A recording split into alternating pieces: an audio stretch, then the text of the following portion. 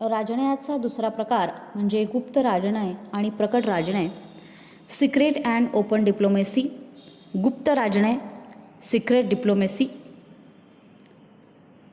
राज्यांचे प्रतिनिधी या नात्यानं जेव्हा राजनयज्ञांची बैठक होते आणि ही बैठक गुप्त पद्धतीनं होत असते, दोन्हीही राष्ट्रांच्या संबंधांविषयी या बैठकीमध्ये धोरणं ठरविली जातात, निर्णय घेतले जातात, तेव्हा त्याला गुप्त राजनय असे म्हणतात.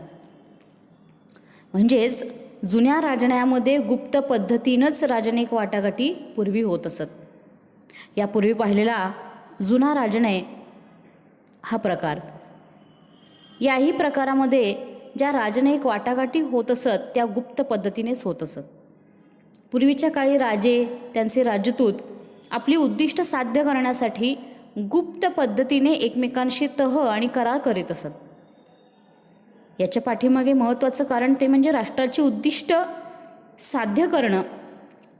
राष्ट्राची उद्दिष्ट यशस्वी करण्यासाठी राजनयज्ञाला गुप्तपणे निर्णय घेण्याचं स्वातंत्र्यसुद्धा या प्रकारामध्ये दिलेलं असतं. राज्यातील नागरिकांना तसेच बाह्य राष्ट्रांना करारासंबंधीची माहिती मिळू नये म्हणून या प्रकारामध्ये गुप्ततेला महत्त्व देण्यात येतं. त्यामुळं राजनयज्ञाला महत्त्वाचे आवश्यक निर्णय घेणं सोयीचं होतं. आधुनिक राजनयात देखील गुप्ततेला बऱ्याच ठिकाणी महत्त्व दिलं गेलेलं आहे. 1878 साली झालेली बर्लिन काँग्रेस परिषद हे गुप्त राजनयाचं उत्तम उदाहरण आहे. बिस्मार्कनं जर्मनीच्या एकीकरणासाठी सुद्धा गुप्त पद्धतीनं करार केलेला होता. शीतयुद्धाच्या काळात रशिया आणि अमेरिका या दोन महासत्तांमध्ये द्विध्रुवीकरण झालेलं होतं. या दोन्हीही महासत्तांनी जगातील राष्ट्रांना आपल्या प्रभावाखाली आणण्याचा प्रयत्न केलेला होता. एकीकडे साम्यवाद आणि दुसरीकडे भांडवलवादी लोकशाही असा संघर्ष 1945 ते 1990 या कालखंडामध्ये सुरू होता. पूर्व युरोप रशियाकडे होता तर पश्चिम युरोप अमेरिकेकडे होता. असे दोन गट यामध्ये निर्माण झालेले होते.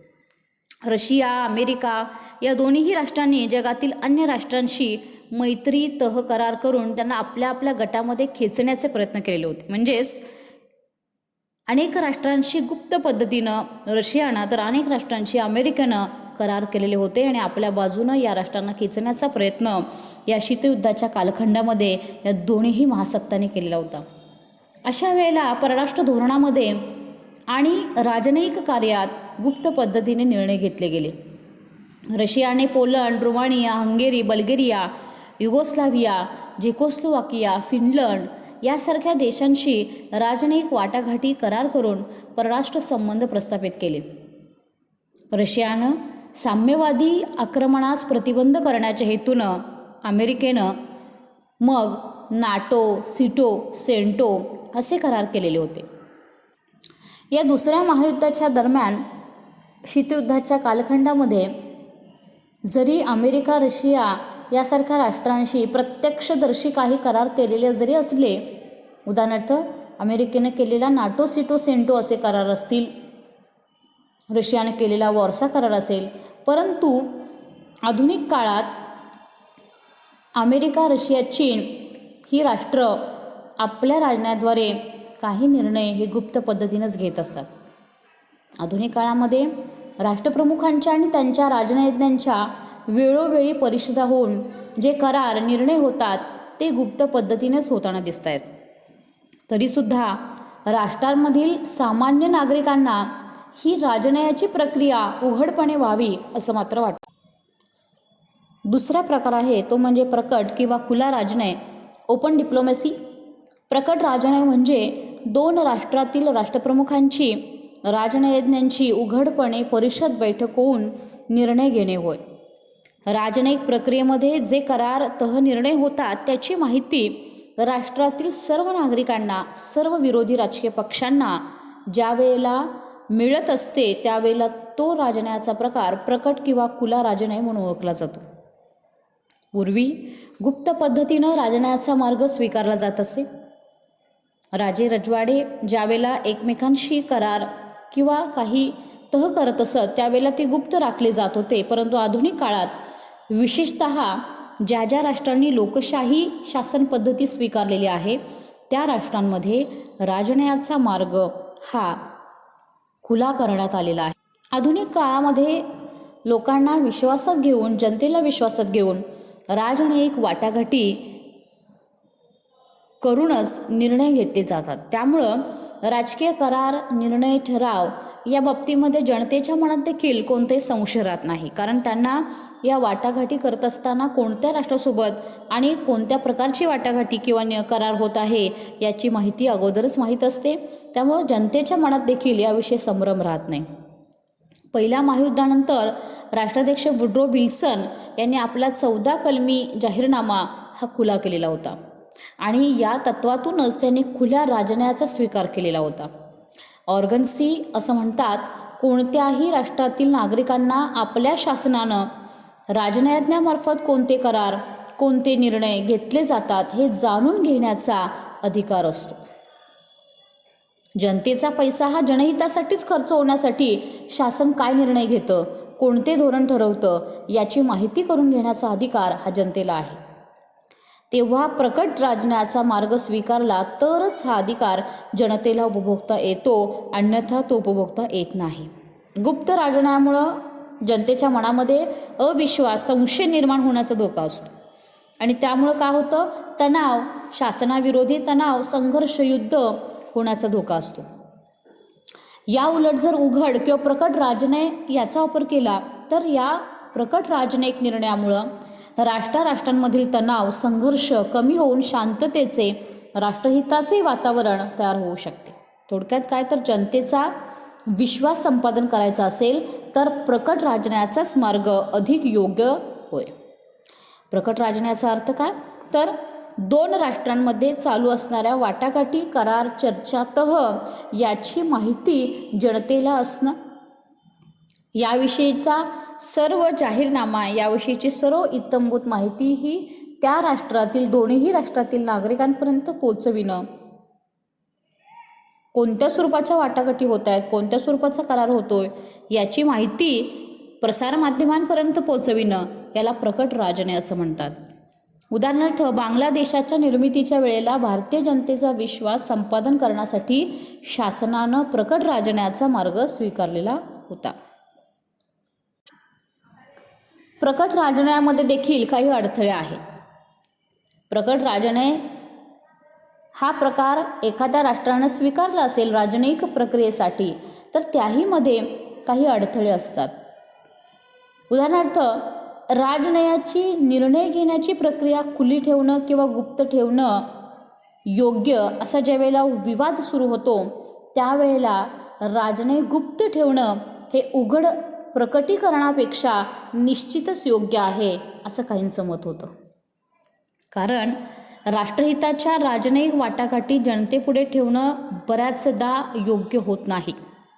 राष्ट्राचं हित, राष्ट्राचं संवर्धन, संरक्षण या गोष्टी याहीपेक्षा खूप महत्त्वाच्या असतात.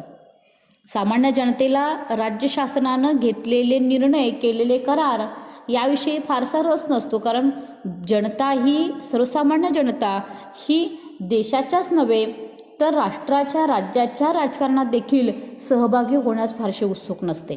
अशा वेळेला या जनतेपर्यंत राष्ट्रांमधील परराष्ट्र संबंध आणि त्यांचे राजनयिक प्रक्रिया याविषयी माहिती जनतेपर्यंत पोहोचवणं किंवा जनतेनं त्याच्यामध्ये रस घेणं ही गोष्ट दुरापास्त होय.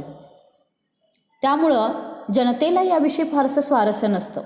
राजकारण, अर्थकारण, राजनय यामध्ये सर्वसामान्य लोकांना फारशी आवड दिसून येत नाही आणि त्यामुळं राजनयासारखा क्लिष्ट आणि महत्त्वपूर्ण निर्णय बऱ्याचदा गुप्त ठेवणंच राष्ट्रप्रमुखांना योग्य वाटतं आणि म्हणूनच अनेक राष्ट्रांमध्ये राजनयिक प्रक्रिया ही गुप्त पद्धतीने चालते. राजनय जेवढा जास्त खुला उघड ठेवला जाईल तेवढा तो लवकर अयशस्वी ठरू शकतो.